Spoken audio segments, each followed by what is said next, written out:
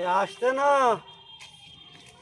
এই যে দেখুন, আজকে এটা হচ্ছে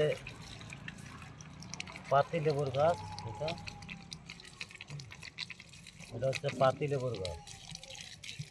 এভাবে জল দিয়ে গাছ মানুষ করতে হবে।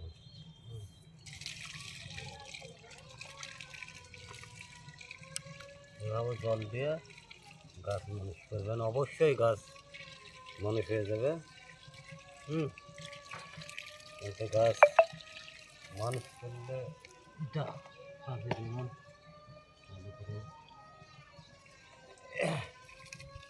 গাছ তৈরি করার সৃষ্টি একদম।